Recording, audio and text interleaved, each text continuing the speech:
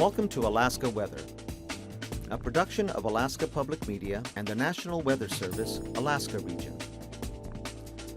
Produced and broadcast daily from the studios of KAKM, Alaska Weather provides complete forecasts, public, marine, and aviation for all of Alaska. Alaska Weather is made possible by the following sponsors. Alyeska Pipeline Service Company, fueling philanthropic programs and dedicated to creating educational and professional opportunities for Alaska Native people.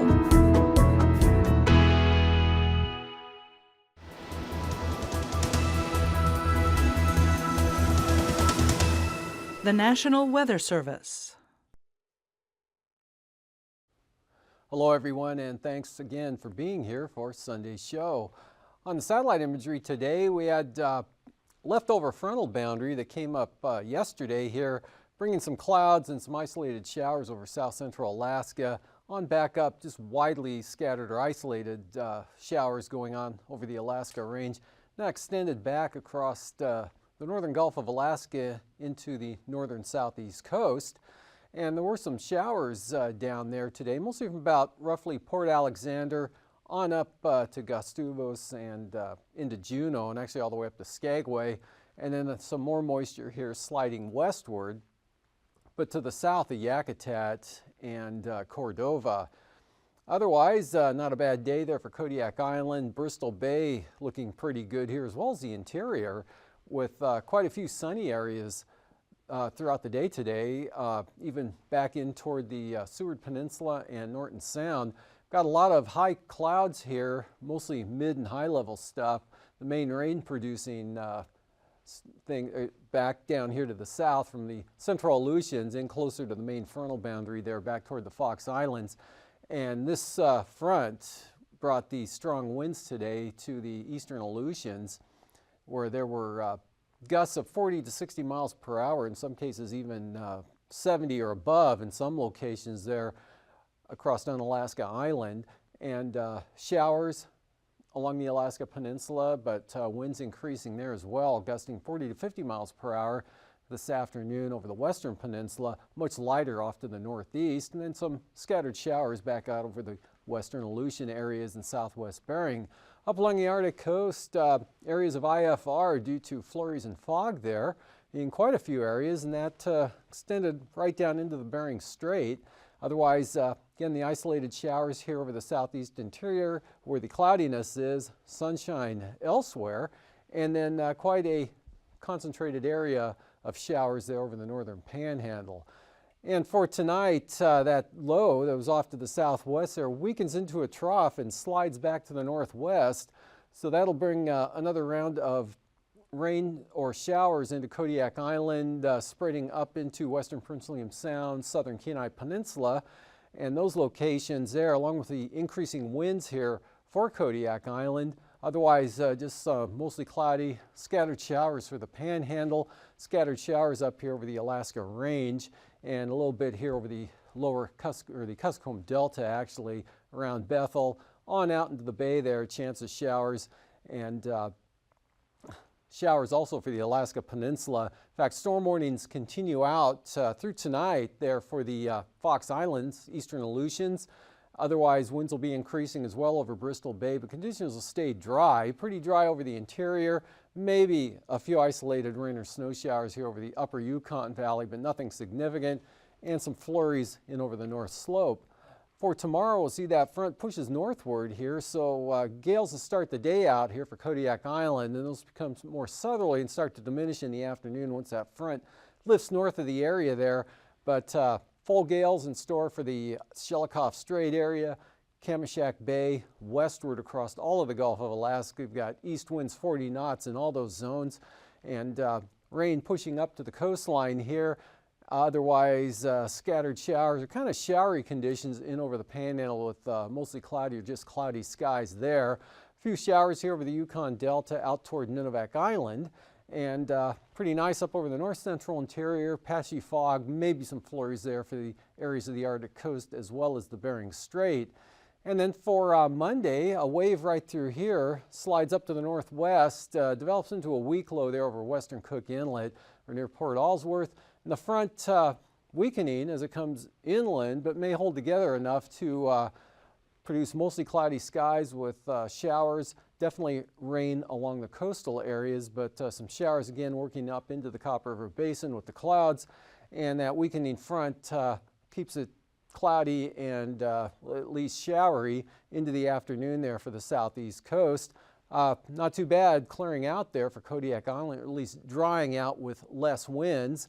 And a little bit of moisture there, Seward Peninsula down towards St. Lawrence Island, but nothing significant.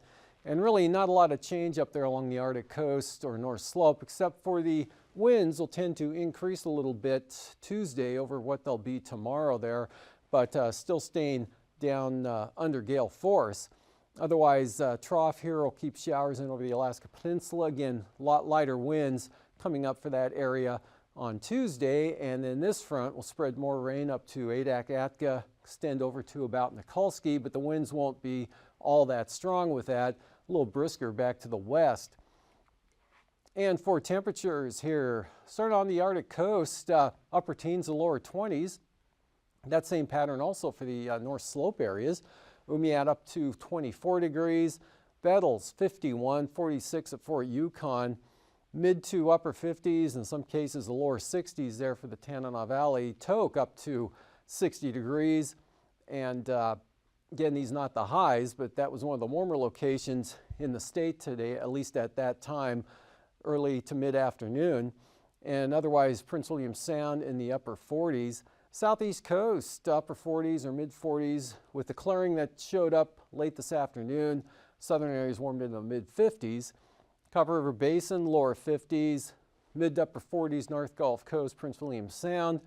50s here to near 60. South Central Alaska into the Sitna Valley. Actually, Stony up to 61 this afternoon. 48 there at Kodiak. And out to the west, McGrath 57, Bethel 59, St. Mary's had 55. Of course, cooler out along the coast with 37 at Unalakleet, but St. Michael up to 43. Macoriac had 39, and mid-20s to mid to upper 30s there for the Arctic or for the southern coast of the Seward Peninsula. White Mountain pushed up to 37 degrees today, while Savunga had 23. Lower 40s for the Pribilofs, upper 30s to mid 40s for all of the Aleutians. Lower 50s showing up along the Alaska Peninsula into Bristol Bay.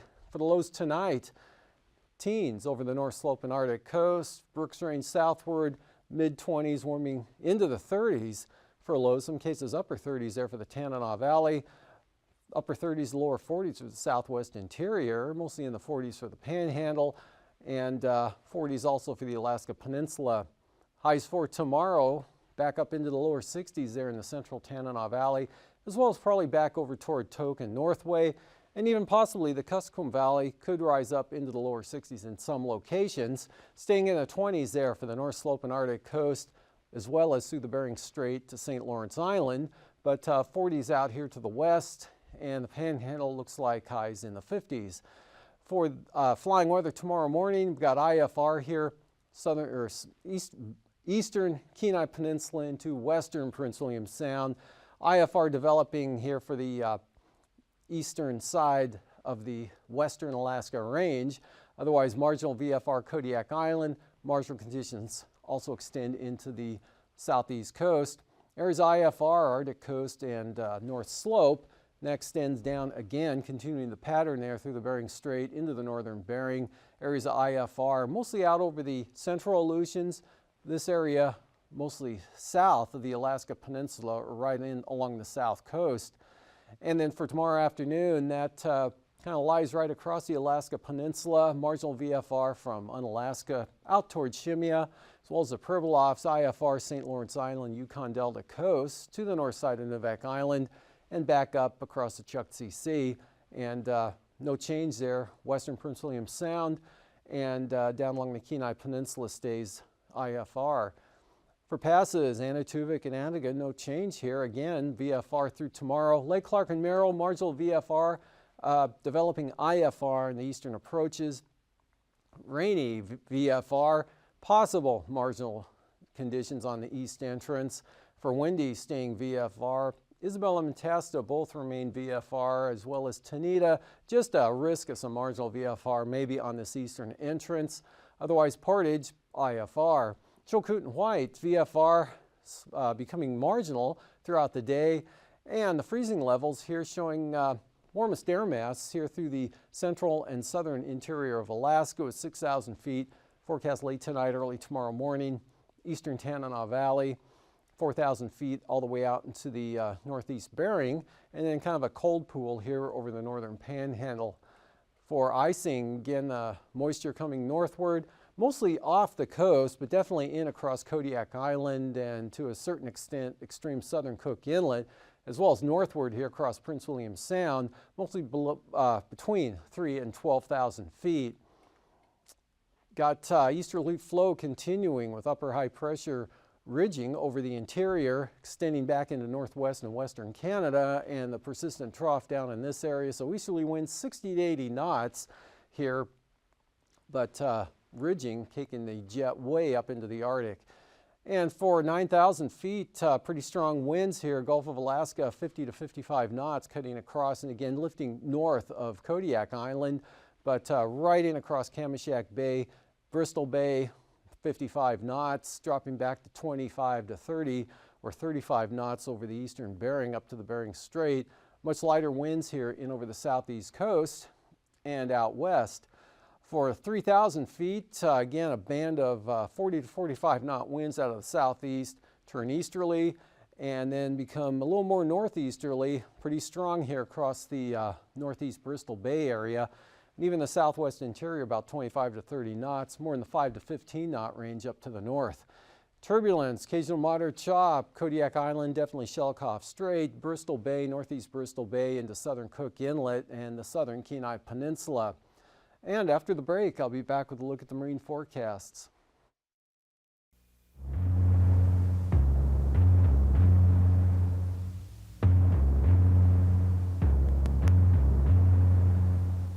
For flight crews of turbojet aircraft taking off at or near maximum gross weight or in the final stages of landing, a sudden change in wind speed and/or direction in a short time or distance along the aircraft's flight path can be catastrophic.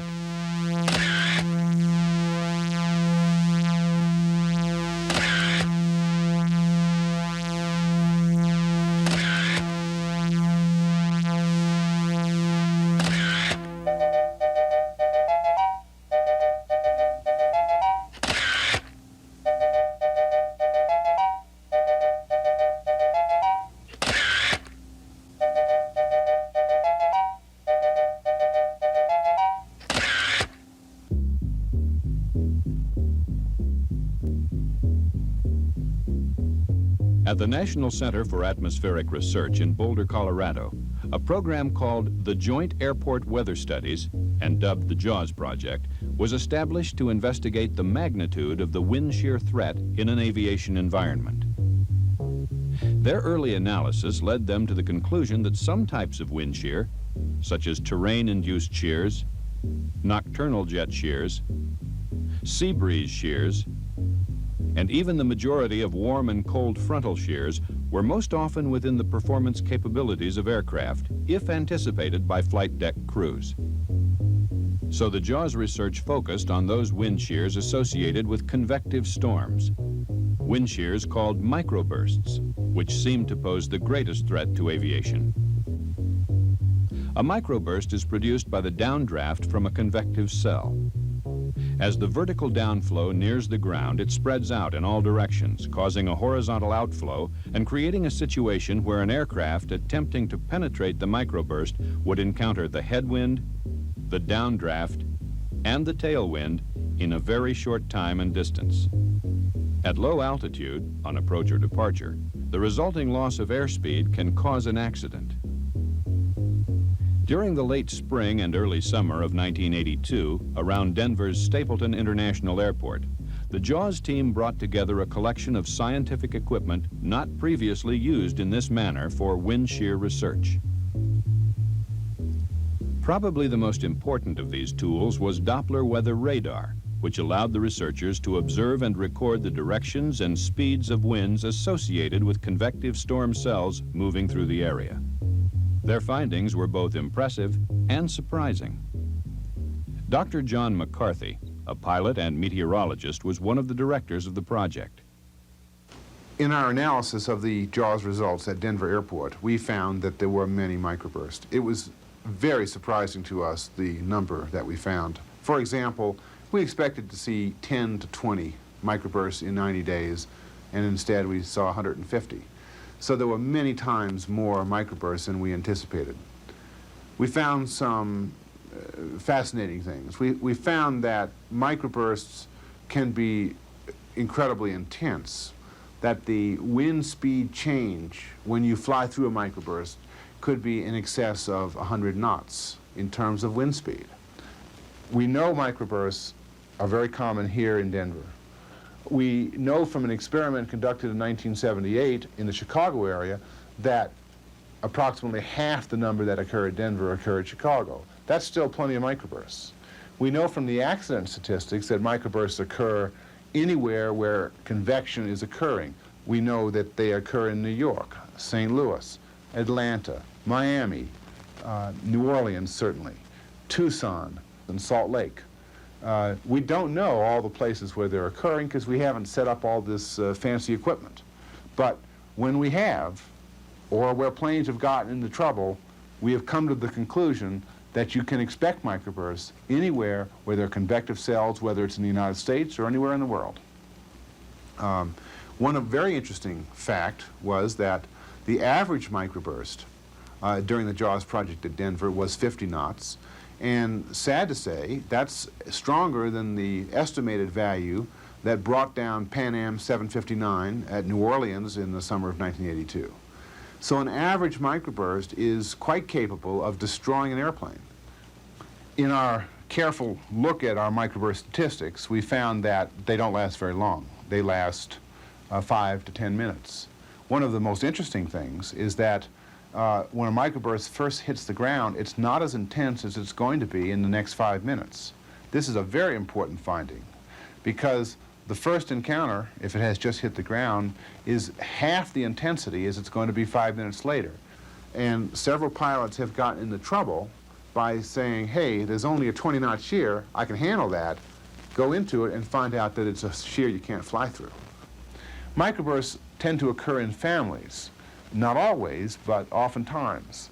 We found that at Denver, that the presence of one microburst on some days was followed by the presence of many more microbursts, up to 15 on a given afternoon, often bunched into a 1 or 2 hour period. We conducted the JAWS project at Denver in 1982. In 1984, we were given the opportunity to test some of our concepts in short-term forecasting, detection, and warning of low-altitude wind shear back at Denver. For 45 days, we brought our research results to Denver in a real-time operational test to see if we could provide quantitative information to controllers and hence to pilots regarding the presence of wind shear. And we found that Doppler allowed us to come up with a 2 to 4 minute advanced warning of a microburst encounter by an airplane. And in fact, it was so successful that in one case we got a report back from a 737 pilot that said that the existence of that advisory saved his airplane from crashing. That's awful good news to people working in this kind of safety environment. My message to you as a pilot and as to you as a controller is to find ways of keeping aircraft out of microbursts. Avoid, avoid, avoid. That's the name of the game.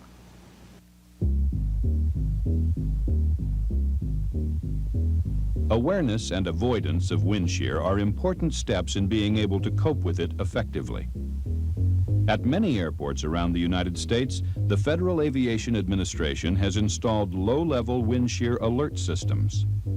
At strategic points around the airport, remote anemometers measure wind speed and direction. They're usually located near the middle marker, but take into consideration terrain and other conditions unique to that airport. The peripheral wind information is continuously compared to readings of the center field anemometer, and if the differential exceeds a preset threshold, an alert appears in the tower cab.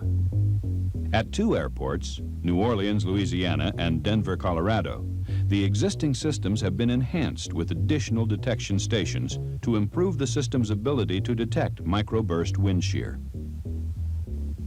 The low-level wind shear alert system is but one of the tools at your disposal.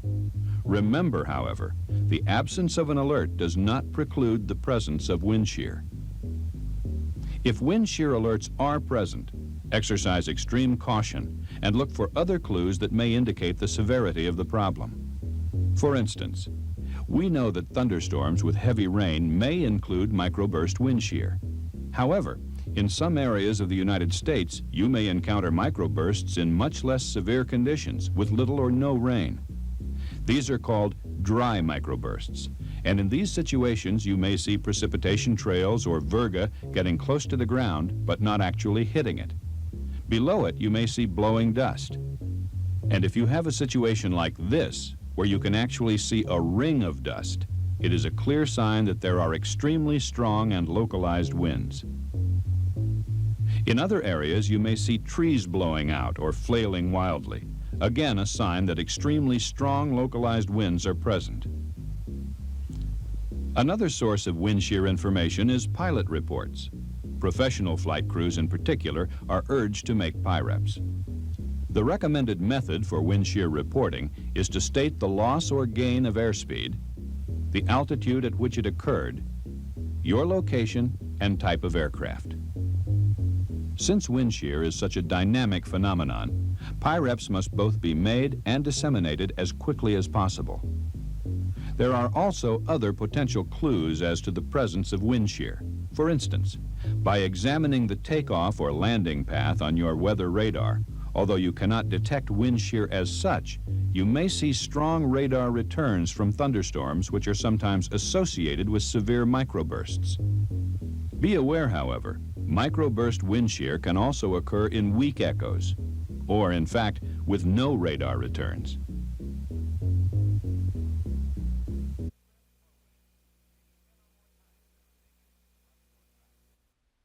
Welcome back. Well, we've got south winds or small craft advisories along the coast here from the south and southeast all the way up to the north with 12-foot seas. Clarence Strait southeasterlies at about 20. Variable to east there for Stevens Passage, and Lynn Canal southerlies at about 15 knots with 3-foot seas. Then for Tuesday, southerlies at about 20 here for northern Lynn Canal, and southeast 15 Stevens Passage, but a full gale in the forecast there for the Clarence Strait area with seas up to 8 feet. Otherwise, southerly small craft advisories on the south coast, southeasterly gales to the north with 16 to 17-foot seas. For the North Gulf Coast, easterly gales there, as well as the Barren Islands up to 45 knots, same direction there for Kamishak Bay, and northeast 40 for southern Cook Inlet and small craft advisories north of the Forelands, northeast 40 also for the Shelikof Strait area, and behind the front winds will become southeast and begin to diminish here, coming down to 35 knots and possibly late tomorrow afternoon even under gale force. Then for Tuesday, much lighter, northeast 25 to easterly at 20, Shelikof Strait, Kamishak Bay, into the western Gulf Coast, but return southeast 35 for the eastern Gulf Coast, and easterlies at 30 knots for Prince William Sound. Bristol Bay tomorrow, northeast 30, those increase to 40 knots here on the Bering Sea side of the peninsula. Otherwise, east and southeast winds 35 knots from Sitkinak to Cape Sarachev. Then for Tuesday, small craft advisories here on the Bering Sea side of the peninsula, as well as from Castle Cape to Sitkinak there. Otherwise, under small craft advisories, except for where the seas are 12 feet. And for the eastern Aleutians, northeast 35 knots, 14 to 18-foot seas there, and 20 to 25 knots from the north and northeast there for the central Aleutians with 12 to 13-foot seas, northeast 25 knots out towards Shimiana too. That holds through Tuesday. Northerlies 25 knots here west of Adak. Otherwise, small craft advisories for the central Aleutians, and lighter winds coming up, and actually more variable here, turning south to southwest there for the eastern Aleutians. Southwest coast, northeast 40 south of Nunivak Island tomorrow. Small craft advisories for the Pribilofs, the northern Bering Sea, as well as St. Lawrence Island. Heavy freezing spray warning out through tomorrow and actually through Tuesday as well here for the St. Lawrence Island zone. Northeast 30, no change over the northern Bering Sea. Small craft advisories for the Pribilofs and the area south of Nunivak Island. Up along the Arctic coast, easterlies 15 to 20 knots on the east side, more northeasterly and lighter here for the central and western coast, and from Wales to Cape Thompson, north 25. For tonight again, got another trough, should bring some rain or showers here to Kodiak Island, as well as increasing winds with that tightening gradient, and some moisture slides up to the Kenai Peninsula and Prince William Sound area. Then we'll see for tomorrow, that front pushes northward with the quite a widespread area of gales in advance of that front, right out into Bristol Bay and across the peninsula. Otherwise, not a bad day over the interior, maybe some scattered showers here over the upper eastern Tanana Valley area, and pretty showery, clouds and showers along the southeast coast, with the main rain area there remaining off the coast until tomorrow evening. And then for Tuesday, we'll see that front weakens, and definitely the rain will begin to tend to turn to showers during the afternoon, with areas of rain and showers up along the North Gulf Coast and scattered showers working into the Copper River Basin. The next front out here bringing some rain up to the central Aleutians, possibly as far east as Nikolsky. Otherwise, look for patchy fog and flurries, mainly along the eastern Arctic coast and again through the Bering Strait to St. Lawrence Island. Have a great evening. These forecasts are to be used for planning purposes only. Call 1-800-WX-BRIEF for a formal pre-flight briefing. Always file a flight plan before you go flying. The U.S. Coast Guard Auxiliary urges you to leave a float plan with a friend or the harbor master before you go boating. Alaska Weather is made possible by the following sponsors.